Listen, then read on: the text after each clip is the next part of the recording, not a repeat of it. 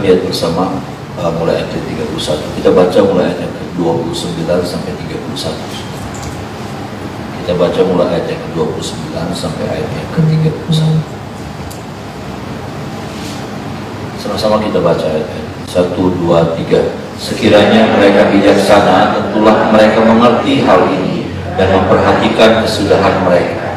Bagaimana mungkin satu orang dapat mengejar 1000 orang dan 2 orang dapat membuat lari 10.000 orang, kalau tidak gunung batu mereka telah menjual mereka dan Tuhan telah menyerahkan mereka. Sebab bukanlah seperti gunung batu kita, gunung batu orang-orang itu musuh kita boleh melihat. Dari ayat ini, saudara, kita melihat bagaimana Tuhan sedang mengingatkan kepada bangsa Israel, ya, bagaimana bangsa Israel beberapa kali mengalami yang namanya kekalahan, saudara. Di dalam peperangan mereka bukan mengalami kemenangan, tetapi yang mereka alami adalah kekalahan. Dan kekalahan yang mereka alami, kekalahan yang begitu dahsyat. Ya, saudara, bagaimana tidak dikatakan, saudaraku, dalam ayat-ayat ini, ya, bagaimana mungkin satu orang dapat mengejar 1000 orang dan 2 orang dapat mengejar lari 10.000 orang. Bayangkan, saudara, ya, bagaimana Israel dikalahkan oleh kekuatan yang sangat kecil. Israel dilumpuhkan, dihancurkan oleh musuh yang sebetulnya nggak berdaya. Yang digambarkan satu orang bisa mengejar 1000 orang, 2 orang musuh, saudaraku, bisa mengejar 10.000 orang pasukan Israel. Bagaimana Tuhan sedang mengingatkan mereka dikalahkan. Ketika mereka kalah, mereka dikalahkan oleh kekuatan-kekuatan yang nggak ada artinya. Mereka dilumpuhkan, mereka dihancurkan, mereka dibuat tidak berdaya oleh kekuatan-kekuatan yang, bayangkan, 1 banding 1000, 2 banding 10.000. Dan Israel kalah. Israel dihancurkan, Israel dipukul mundur sama kekuatan yang kecil ini, kekuatan yang sebetulnya tidak berdaya ini. Dan yang jadi masalahnya adalah musuh-musuh ini, saudaraku, bangga, saudaraku. Musuh-musuh ini, saudaraku,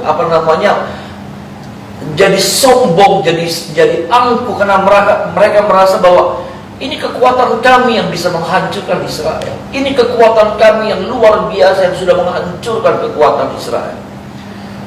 Tuhan bilang sama mereka, ya saudaraku, ya, apa yang jadi penyebab mengapa Israel kalah? Dan itu jugalah yang harusnya kita perhatikan bersama.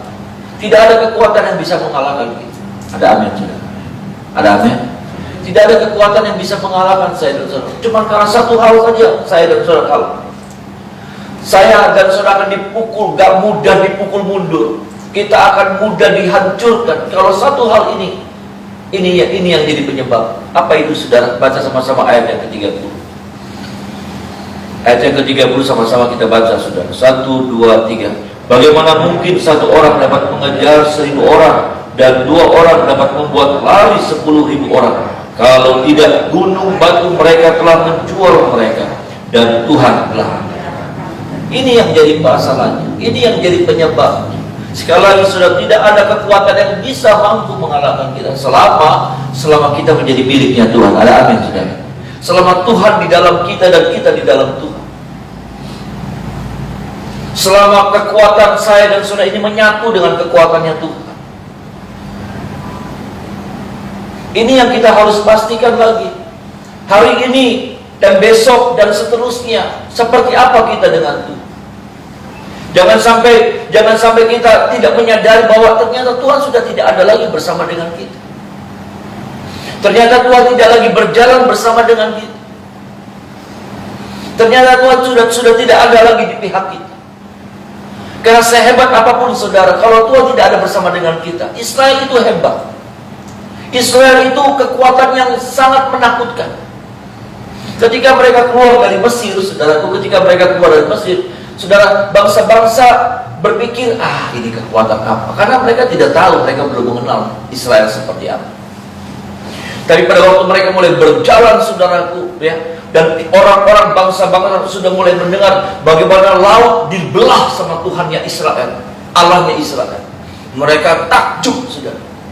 Mereka mulai berpikir 1000 kali untuk berhadapan dengan bangsa Israel. Dan ketika mereka mulai mendengar ada banyak hal yang terjadi dalam perjalanan bangsa Israel, mereka mulai cemas, takut. Israel itu bangsa yang ditakuti. Israel itu kekuatan yang nggak bisa dianggap remeh.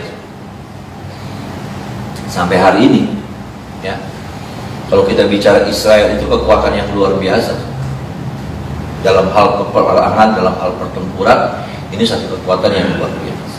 Dan bagaimana kita melihat, Bapak Ibu Saudara, di sini, saudaraku, yang jadi penyebabnya cuma satu, bukan ada yang lain, bukan karena kekuatan musuh. Makanya Tuhan marah ketika musuh berkata bahwa kekuatan kami lah yang sudah mengalahkan Israel. Bukan. Satu penyebab yang membuat Israel terkalahkan. Apa, saudaraku? Tuhan tidak lagi berpihak dengan Israel. Ini yang kita harus cek nanti. Ini yang kita harus periksa. Masihkah Tuhan berpihak di kita, sama kita? Makanya Paulus berani bilang begini, kalau Tuhan di pihak kita, siapa yang dapat lawan kita? Ada amin? Ya.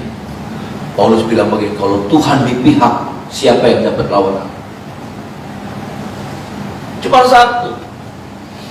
Yang membuat saya kalah, yang membuat saudara kalah itu bukan kebodohan kita. Bukan karena keterbatasan kemampuan kita. Bukan karena modal yang terbatas dan segala sesuatu yang terbatas. Bukan karena faktor-faktor eksternal atau internal, kekuatan musuh yang lebih besar, kekuatan kita yang nggak sebanding dan lain sebagainya.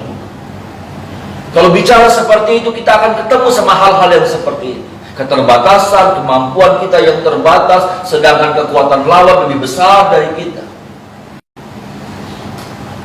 Alkitab banyak membuktikan, Alkitab banyak membuktikan kalau Tuhan bersama dengan Israel, Israel selalu berkemenangan. Ada amin, saudara. Ketika pun mereka harus berhadapan dengan bangsa yang besar. Contoh yang paling gampang yang sering kita ingat adalah bagaimana Daud lawan Goliat. Siapa Daud? Kekuatan apa yang dimiliki sama Daud? Nggak ada. Goliat bilang begini, sedari muda, sedari kecil aku sudah biasa berperang. Daud apa? Daud cuma penggembala domba. Seberapa besar Daud, seberapa besar Goliat? Sangat beda jauh. Apa yang dimiliki sama Daud, apa yang dimiliki sama Goliat juga sangat beda sekali. Jauh sekali perbedaan.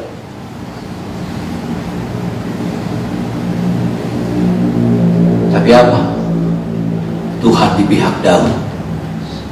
Amin, saudara. Tuhan ada bersama dengan Daud. Dan itu yang jadi kunci kemenangan.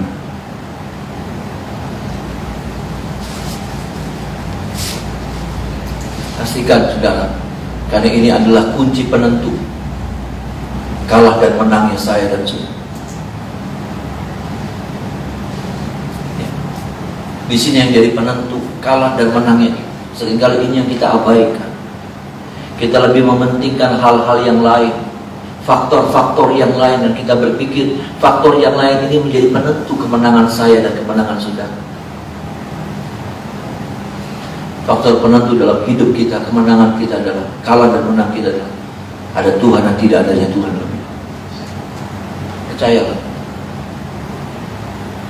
Dalam hidup saya cuma itu yang jadi penentunya, yang saya alami.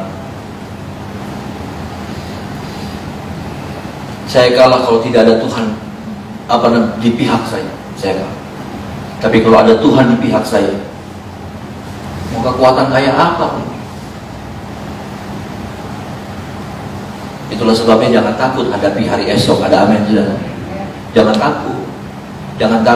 Jangan takut dengan berita-berita, jangan takut dengan dengan wacana-wacana yang sedang berkembang, jangan takut dengan berita-berita yang sedang berkembang, jangan takut. Satu hal saja yang saya dan saudara harus pastikan, Tuhan ada di pihak saya dan saudara. Ada amin, saudara. Kalau itu yang terjadi, kita nggak pernah dihancurkan oleh keadaan. Ini yang terjadi sebaliknya. Ketika Tuhan tidak ada di pihaknya Israel, kekuatan yang kecil, satu orang mengalahkan 1000 orang, 2 orang mengalahkan 10.000 orang. Itu kan gak masuk akal. Dan ini bukan kata bohong, saudara. Ini bukan sesuatu yang salah, bukan sesuatu yang salah tulis.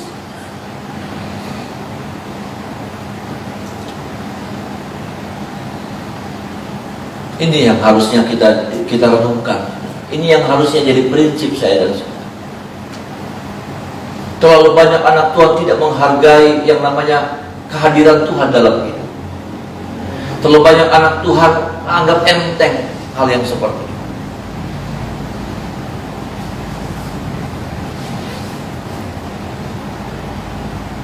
Kami Tuhan ada, Tuhan gak ada, ya.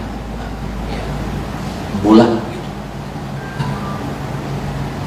Tuhan ada, Tuhan gak ada, ya bulan.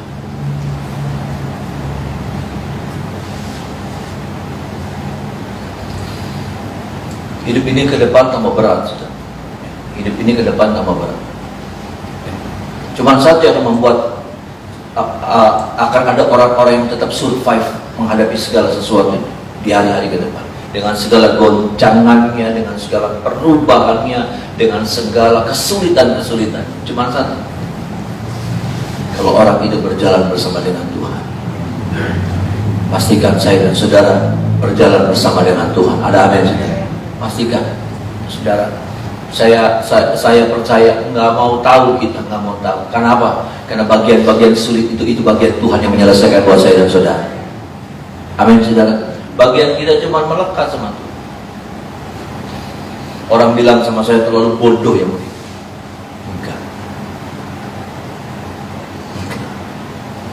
Terlalu bodoh kalau kita singkirkan Tuhan dari hidup kita. Ada amin, saudara. Terlalu tolol kita kalau kita berani singkirkan Tuhan dari hidup. Dan kita ganti dengan apa? Karena kita merasa kita punya modal. Kenapa? Karena kita merasa kita punya koneksi. Kenapa? Karena kita punya kenalan. Kenapa? Karena kita tim yang hebat. Tim yang hebat.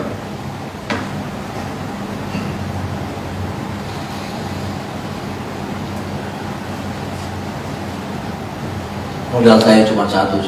Bagaimana saya memastikan Tuhan ada berjalan bersama dengan saya, itu aja. Saya nggak pintar, saya nggak bagus, saya nggak yang ahli bagaimana, dan saya nggak malu ceritanya. Bukan untuk memamerkan kebodohan saya, bukan. Saya sedang memamerkan kehebatan Tuhan yang hebat, yang luar biasa, yang tidak terbatas, yang bekerja dalam hidup.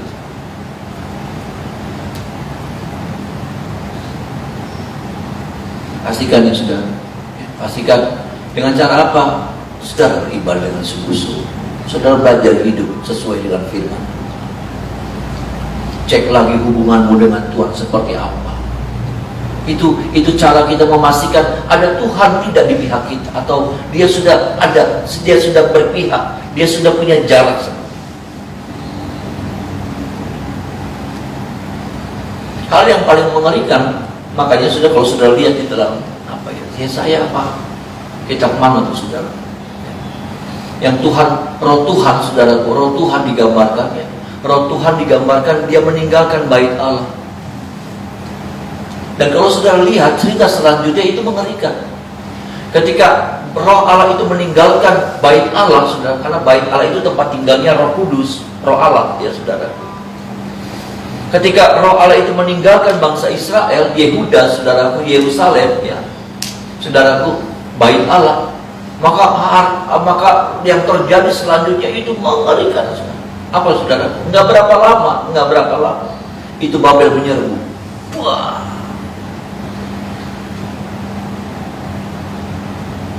itu Babel menyerbu. Kekuatan yang dahsyat, kekuatan yang mengerikan itu masuk, nggak bisa terbendung. Tadinya masih terbendung. Tadinya saudaraku, ketika roh Allah masih ada, saudaraku, itu sebetulnya masih ada kesempatan Yehuda untuk diselamatkan. Waktu mereka berjalan dari Babel, saudaraku, mereka menuju ke mau nyerang Israel. Tapi kemudian saudaraku, mereka berbelok ke Mesir. Dialihkan sama Tuhan ke Mesir. Maksudnya gini, Tuhan tunggu gitu. Tuhan tunggu Israel bertobat. Tuhan tunggu, Tuhan kasih waktu Israel untuk berubah. Tuhan tunggu Israel untuk merendahkan diri sama Tuhan. Tapi enggak. Akhirnya setelah mereka menghancurkan Mesir, saudaraku, pasukan ini nggak pernah kayak hewan buas yang nggak pernah kenyang. Mereka sekarang menuju ke Israel. Masih ditahan sama Tuhan, masih ditahan. Belum bisa tembus.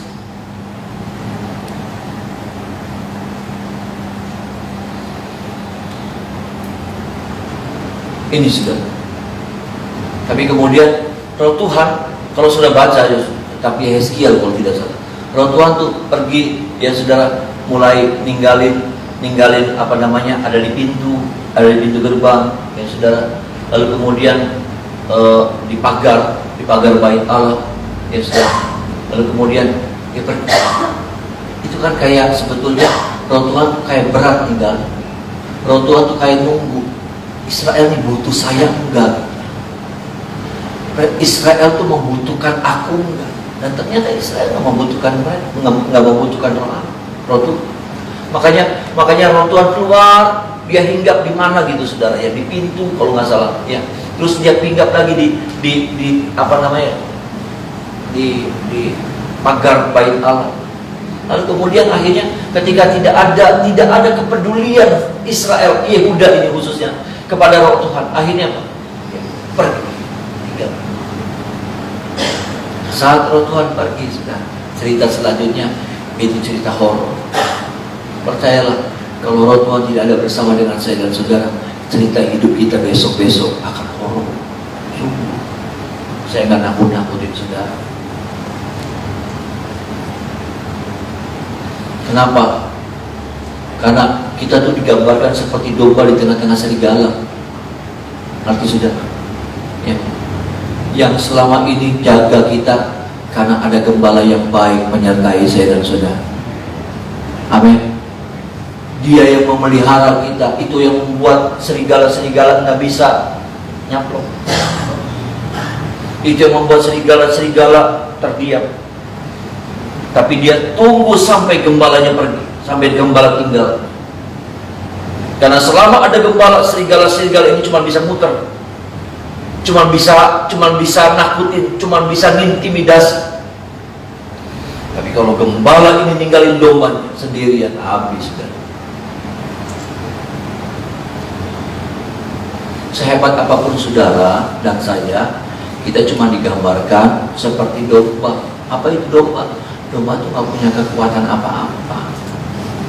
Domba itu nggak punya kemampuan untuk berperang. Domba jangankan berperang, dia ofensif, defensif saja dia nggak punya. Kalau saudara lihat kura-kura tuh punya kekuatan, dia nggak punya ofensif, tapi dia punya kekuatan defensif. Dia bisa ngumpet, dia bisa masuk, kepalanya, kakinya semua dimasukin ke tempurung, ya kan? Ada hewan-hewan yang punya kekuatan ofensif dan defensif, menyerang dan bertahan. Tapi domba nggak punya dua hal ini. Menyerang nggak ada, kuku nggak punya, taring nggak ada, tanduk juga. Dia bukan tanduk yang hebat gitu. Domba kadang-kadang punya tanduk. Tapi dia nggak punya kekuatan apa, apalagi saudaraku, apalagi untuk menyerang. Bertahan aja apa saudara? Nggak bisa. Itu gambaran saya dan saudara. Tuhan lagi ingatkan, kita tuh nggak punya apa, kekuatan kita cuma satu. Kalau ada gembala menyertai kita, amin. Pastikan gembala itu selalu ada bersama dengan kita.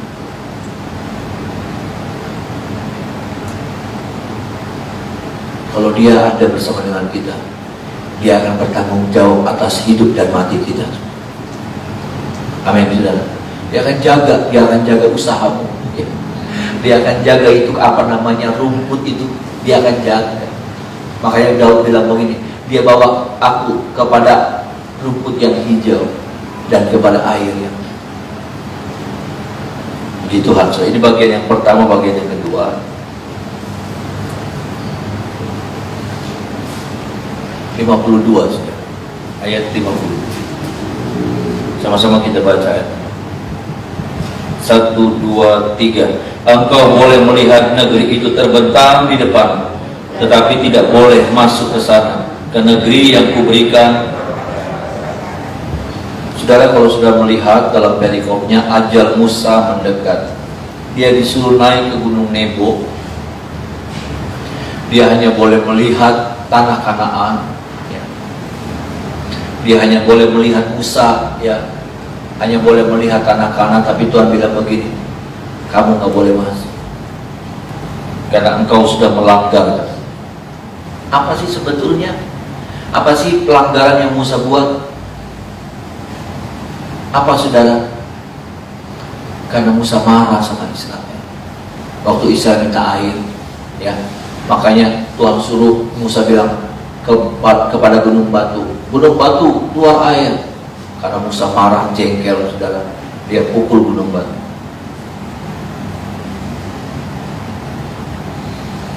Saya mau bilang begini, Musa itu melihat sesuatu yang dia impikan di depan, tetapi dia hanya melihat, tetapi dia tidak pernah mengalami. Saya cuma mau bilang begini, saudara, ya, ada hal yang akan membuat kita seperti ini. Kita hanya melihat, tetapi kita tidak bisa mengalaminya. Apa yang jadi penghalangnya? Seringkali hati-hati dengan satu hal yang seringkali nggak bisa kita jaga. Satu hal yang seringkali begitu membahayakan. Itu buat saya dan saudara. Apa saudara? Emosi, marah, amarah. Amarah tuh nggak seperti kompor yang waktu kita nyalain, kita bisa matiin kapan aja.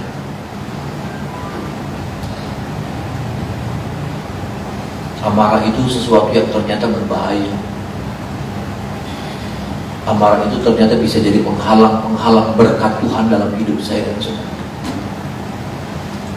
Amarah itu bisa jadi penghalang untuk kita bisa menikmati sesuatu yang luar biasa dahsyat dalam hidup saya dan ini firman buat kita.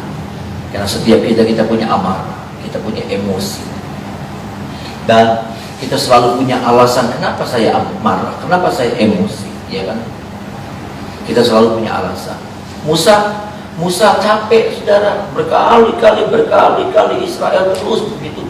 Musa untuk orang yang lembut, katanya. Nggak ada orang yang selembut Musa. Tapi dia terus dirongrong, terus diganggu, terus ada apa sedikit nyalainnya Musa, ada apa sedikit nyalainnya Musa. Nggak dilihat dari sisi baiknya, nggak dilihat dari sisi jasanya, nggak dilihat dari sisi kelebihannya, jasa-jasanya, enggak. Yang dilihatnya, yang dicarinya kurangnya, terus kalau ada apa-apa Musa. Dari pemimpin-pemimpin yang diangkat sama Musa sampai pada bang, aduh, nggak gampang loh saudara. Saya dan saudara nggak mungkin bilang begitu, Musa tuh bodoh ya, nggak gampang. Karena Musa dikeroyok, Musa nggak punya teman, Musa pemimpin, tapi dia nggak punya kawan, nggak ada yang bela dia. Rakyat Israel kadang-kala memprovokasi para pemimpin-pemimpin.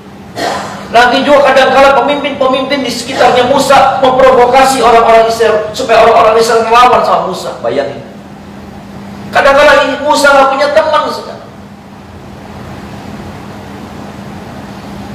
Jadi pemimpin itu nggak gampang, saudara. Orang jadi takut deketin kita. Orang jadi segan, dan kita juga jadi kurang bagaimana, jadi kayak gimana. Dan itu sebuah gejolak yang luar biasa.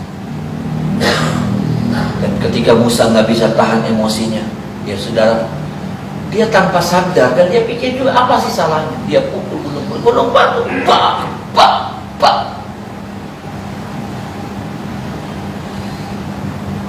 keluar air. Tapi di situ Musa sudah melangkah.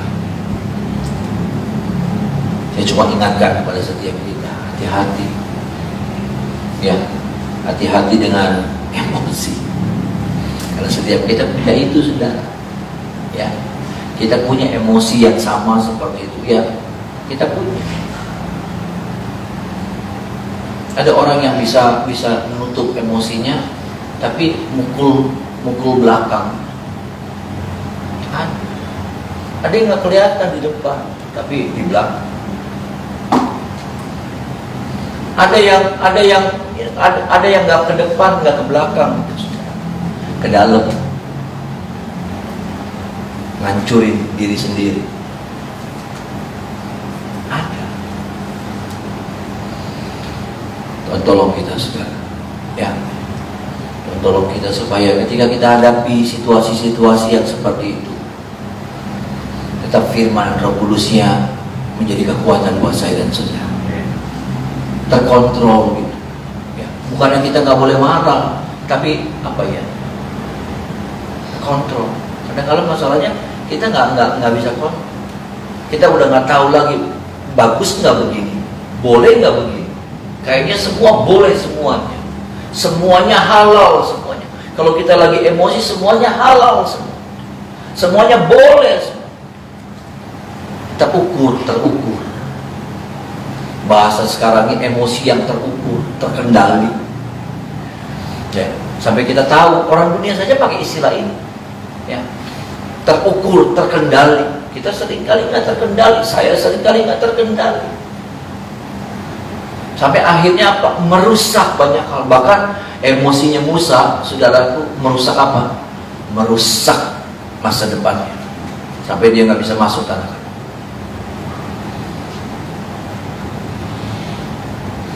Saya melihat ada banyak orang-orang, ada banyak hamba-hamba Tuhan yang karena emosi, saudara, karena emosi, akhirnya banyak hal yang hilang dari hidup.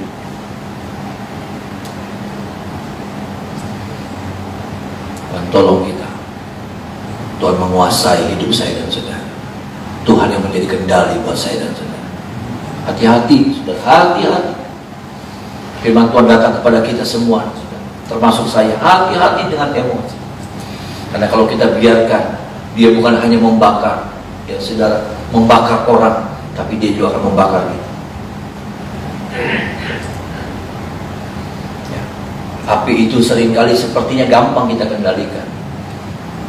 Waktu saya kebakaran gereja itu sudah, saya pikir satu nyalain, ya, kardus kecil, ya saudara, bekas kado ulang tahun pernikahan papa mama, saya bakar di loteng, saya bakar kardus kecil. Saya pikir udah gitu kecil apinya itu sudah. Umur saya waktu itu 6 tahun atau 7 tahun, bayangin. Kardus kecil, saudara, saya bakar terus, otaknya di mana juga bakal main bakar-bakaran, saudara. Udah kecil, udah mengecil, saudara. Oh iya, nanti juga kecil lagi. Saya ambil kardus, kayaknya sih kardus itu, saudara, kalau nggak kardus apa, termos es yang gede itu, saudara, yang buat bisa termos es, bisa termos nasi juga bisa, gitu, saudara, ya, yang pegangannya bisa kayak gitu, bulat, yang plastik. Itu saya masukin lagi. Kalau enggak, itu dusnya termos itu, termos air panas, saya masukin lagi, saudara. Jadi gede. Jadi gede. Apinya udah mulai merembet ke kasur, karena itu kamar pembantu, udah mau ke kasur. Kalau kakak saya pendeta Edu nggak tolong saya mati, gosong nggak ada nih, hari ini nggak ada, udah dilupain orang. Kadang kalau kita pikir kita bisa menguasai api itu, nggak, tenang aja. Api itu kalau kita biarkan liar kekuatan, sampai kita kaget, ada udah nggak bisa kita ulang-ulangi. Akhirnya apa? Dia mencelakakan diri kita sendiri. Tuhan tolong kita, mari kita